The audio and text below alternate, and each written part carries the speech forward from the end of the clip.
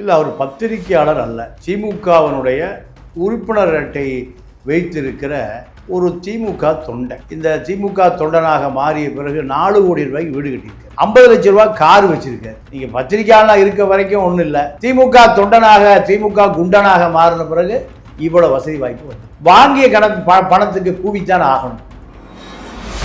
செந்தில் வேட சீப்பு செந்தில் திமுக திமுக திமுக திமுக அரசியல் நடந்த பல ஊழலுக்கு இந்த செந்தில் வேடு தான் காரணம். செந்திலை பொறுத்த வரைக்கும் திமுக ஆட்சிக்கு இல்லைன்னா வருமானம் போயிடும், லஞ்சம் கிடைக்காது, ஊழல் பண்ண முடியாது, டிரான்ஸ்ஃபர் வாங்கி கொடுக்க முடியாது.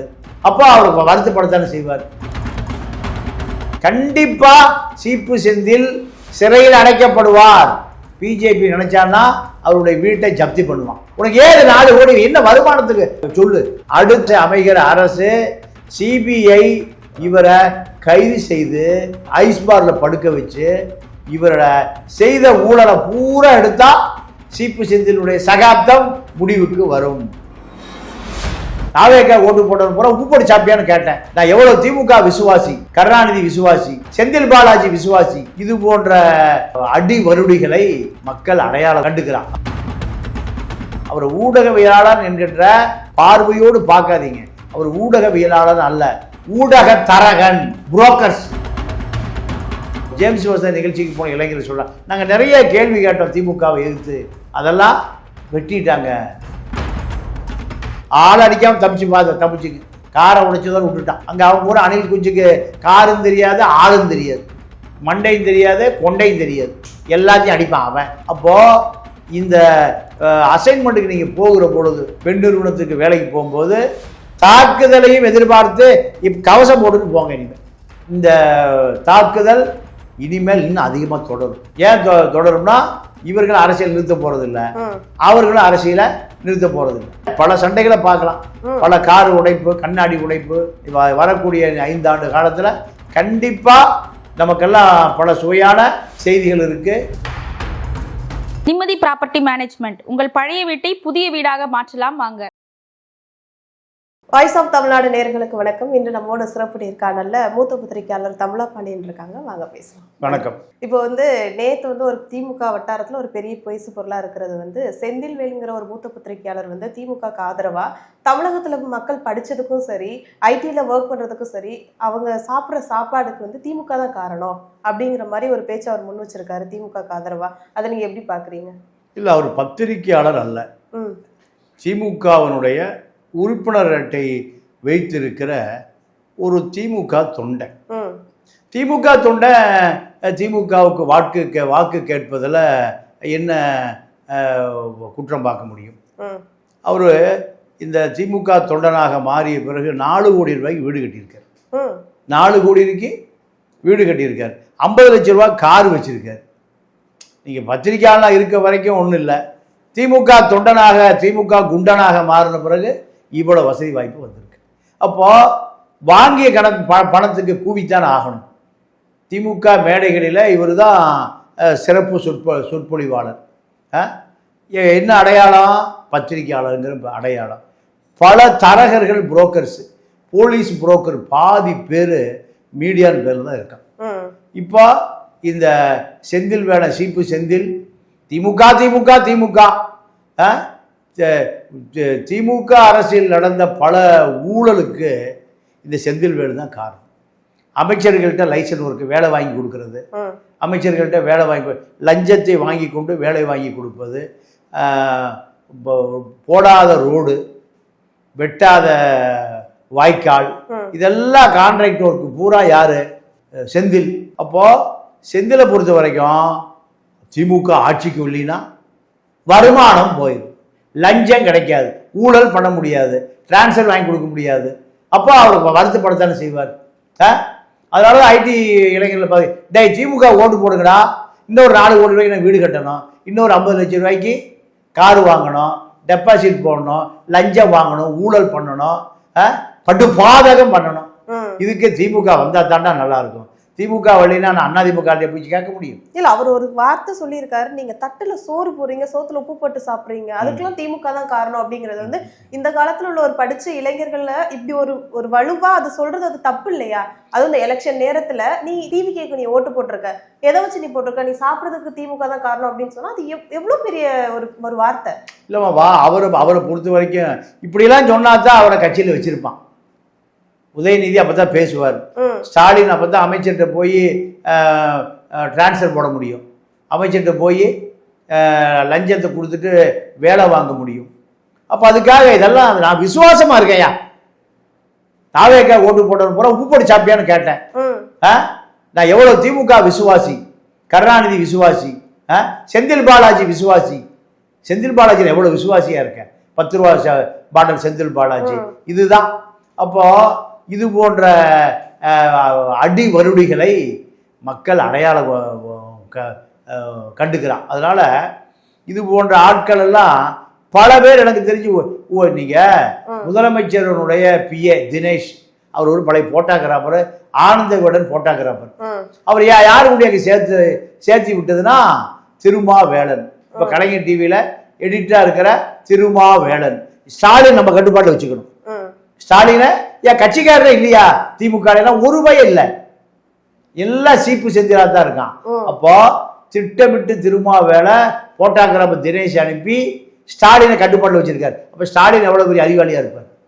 இதுதான் இது இந்த இந்த மிகப்பெரிய ஊழலுக்கு நீங்கள் அரசியல்வாதி அதிகாரி பண்ணுகிற ஊழலை கூட்டணி சேர்ந்து கொள்ளுகிறவர்கள் தான் இந்த ஊடகவியலாளர்கள். அத்தனை பேரும் மனசாட்சியே இல்லாமல் லஞ்சம், லாவண்யம், ஊழல், மக்கள் வரிப்பண கொள்ள, இது இப்போ யாரு அரசியல்வாதி ஜெயிலுக்கு போயிட்டான், அதிகாரி ஜெயிலுக்கு போயிட்டான்.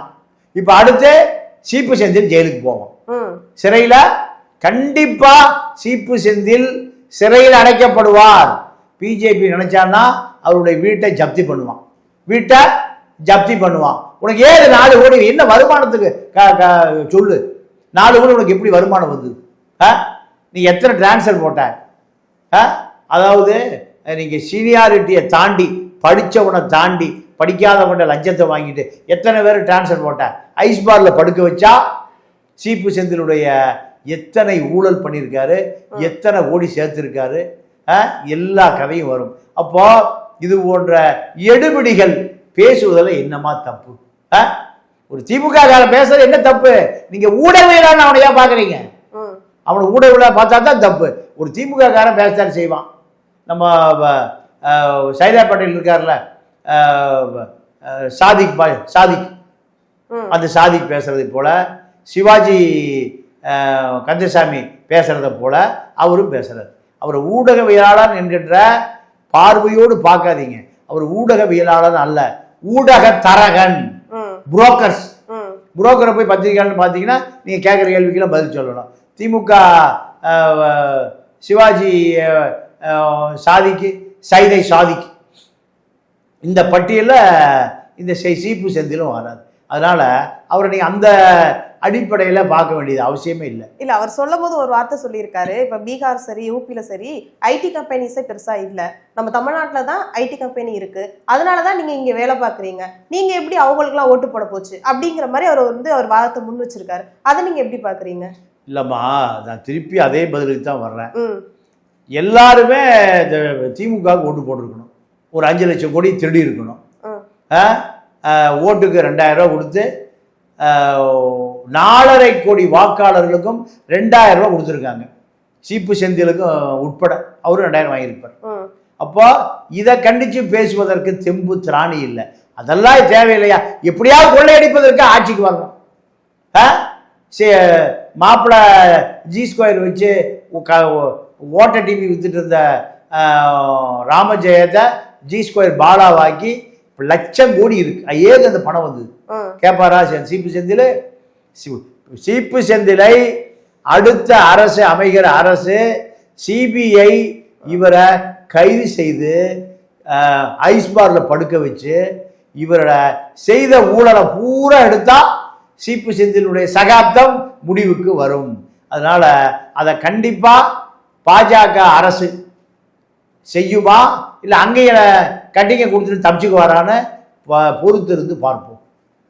இப்போ வந்து இசையமைப்பாளர் ஜேம்ஸ் வசந்த் அவங்க காரை வந்து யாரோ கல்லை விட்டு எரிஞ்சிருக்காங்க. ஒரு உணவகத்தில் அவர் சாப்பிட்டுக்கிட்டு இருக்கும்போது கல்லை விட்டு எரிஞ்சிருக்காங்க, கண்ணாடி உடைக்கப்பட்டிருக்கு. அப்போ அவர் வந்து ஒரு ட்விட்டு போட்டிருக்காரு, இந்த வேலை வந்து தருதலியோட வேலையா இல்லை தற்கூரியோட வேலையா அப்படிங்கிற மாதிரி சொல்லியிருக்காரு. சமீபத்தில் அவர் வேலை சில நிகழ்வுல வந்து இளைஞர் பட்டாளத்தெல்லாம் திரட்டி வந்து அவங்கள்ட்ட வந்து ஒரு மாதிரி அகெயின்ஸ்டா டிவிக்கு இதை அகெயின்ஸ்டா ஒரு மாதிரி கொஸ்டின் கேட்டிருந்தாங்க. இப்போ இதனாலதான் இந்த தாக்குதல் நடக்கப்படுதான்னு பல்வேறு தரப்புல ஒரு பேச்சு வேற போய்கிட்டு இருக்கு. அதை நீங்க எப்படி பாக்குறீங்க? இல்லை, இப்போ நிறைய பத்திரிகைகள் ஜேம்ஸ் வசந்தனை போல பல பத்திரிகையாளர்கள் பூரா திமுக ஐடி விங்குக்கு வேலை பார்க்குறாங்க. 2 லட்ச ரூபாயிலிருந்து 5 லட்ச ரூபா வரை சம்பளம் கொடுக்குறாங்க.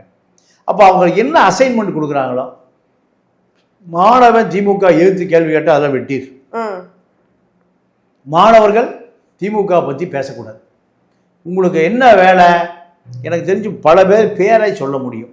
நான் பாவம் அவர்களுக்கு ஓய்வு எடுக்கிற நேரத்தில் இந்த எலெக்ஷனுக்கு ஒரு 6 மாதம் திமுக ஐடி விங்க அவங்களுக்கு 3 லட்சம் 5 லட்சம் பணம் கொடுத்துருக்கு. அதற்காக அவர்கள் வேலை செய்கிறார்கள். யாருக்காக? மனசாட்சியை கழட்டி வச்சுட்டு அவர்கள் திமுகவுக்காக வேலை செய்கிறார்கள். நீங்கள் இப்போ விஜயை எதிர்த்து அடிக்கணும், அதுதான் அவங்களுக்கு அசைன்மெண்ட். பிரேமலதாவுக்கு என்ன அசைன்மெண்ட்டு? பிரேமலதாவுக்கு கோடிகளில் கொடுத்த அசைன்மெண்ட், கமலஹாசனுக்கு கோடிகளில் அசைன்மெண்ட்டு, இது போன்ற பத்திரிகையாளர்களுக்கு லட்சத்தில் அசைன்மெண்ட். இது திமுக வாக்காளர்களை கரப்ஷன் பண்ணிருச்சு, அதிகாரிகளை கரப்ஷன் பண்ணிருச்சு, அரசியலை கரப்ஷன் பண்ணிருச்சு. கடைசியாக மிஞ்சி இருந்தது இந்த ஊடகமும் கரப்ஷன் ஆகி போச்சு. அப்போது அந்த ஜேம்ஸ் வசந்த் நிகழ்ச்சிக்கு போன இளைஞர்கள் சொல்கிறாங்க, நாங்கள் நிறைய கேள்வி கேட்டோம் திமுகவை எதிர்த்து, அதெல்லாம் வெட்டிட்டாங்க, சென்சார் பண்ணிட்டாங்க. இப்போ இந்த திமுகவை ஆதரித்து நாங்கள் கேட்ட கேள்வியை மட்டும் ஒளிபரப்புறாங்கன்னு அதை அங்கே கலந்து கொண்ட இளைஞர்களே சொல்கிறான். அப்போ இதெல்லாம் வைத்து பார்க்குற பொழுது திமுக ஐடி விங்கு, மாப்பிள்ளை சபரீஷனுடைய ஐடி விங்கு, பிரசாந்த் கிஷோரை வச்சு வேலை பார்த்த ஐடி விங்கு, லாட்ரி மார்டின்ட்ட 500 கோடி வாங்கி அதே ஐடி விங்கு என்ன சொல்லியிருக்குன்னா, ஸ்டாலின் உட்பட லாட்ரியை நாங்கள் கொண்டு வர மாட்டோம், ஆனால் கள்ள லாட்டரியை அடிச்சு வித்துங்க. எப்படி? முதலமைச்சர் அலுவலகம் கள்ள லாட்டரியை அடிச்சு வித்துக்கு நாங்கள் கண்டுக்க மாட்டோம், ஆனால் லாட்டரியை கொண்டு வர மாட்டோம். ரெண்டும் ஒன்று தானே? நீங்க கொண்டு வந்தாங்க, நாங்க கொண்டு வந்தாங்க. நாங்கள் கொண்டு வந்து அது லீகல், நீங்கள் கொண்டு வந்து நாங்கள் சப்போர்ட் பண்ணால் அதுதான் லீகல். இது ரெண்டுமே இல்லீகல் கிடையாது. இது முதலமைச்சர் யார் சொல்கிறா? மார்ட்டினுடைய மகன் சார்லஸு இந்த ஒரு பத்திரிகை பேட்டியில் சொல்கிறார், தினமலர் பேட்டியில் சொல்கிறார். தினமலர் இதை மட்டும் எடுத்து போடுவான் இந்த பாப்பா பசங்க.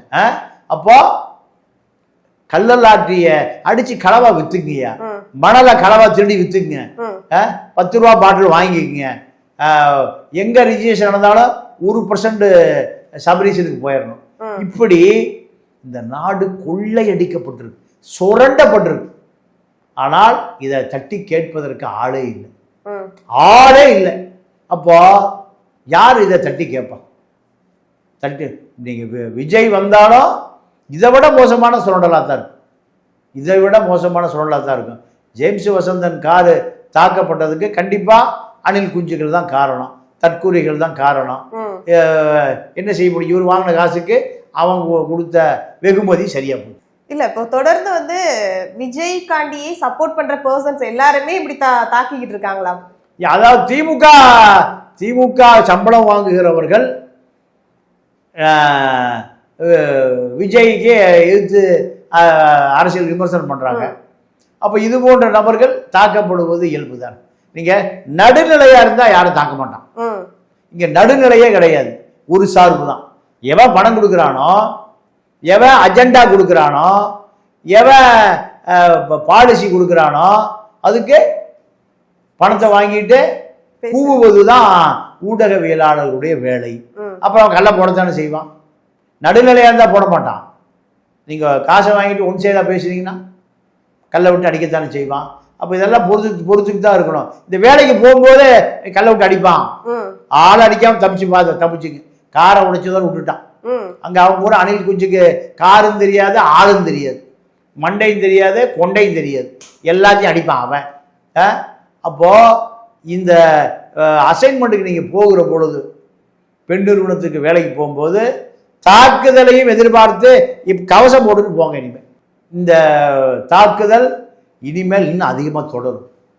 இனிமேல் அதிகமாக தொடரும். ஏன் தொடரும்னா, இவர்கள் அரசியல் நிறுத்த போகிறதில்ல, அவர்களும் அரசியலை நிறுத்த போகிறதில்ல. ரெண்டுமே இனிமேல் திமுக வர்சு டிவிகே சண்டையை, பல சண்டைகளை பார்க்கலாம். பல கார் உடைப்பு, கண்ணாடி உடைப்பு, விரவு கட்டை உடைப்பு, இப்படி பல விஷயங்களை வரக்கூடிய 5 ஆண்டு காலத்தில் கண்டிப்பாக நமக்கெல்லாம் பல சுவையான செய்திகள் இருக்குது.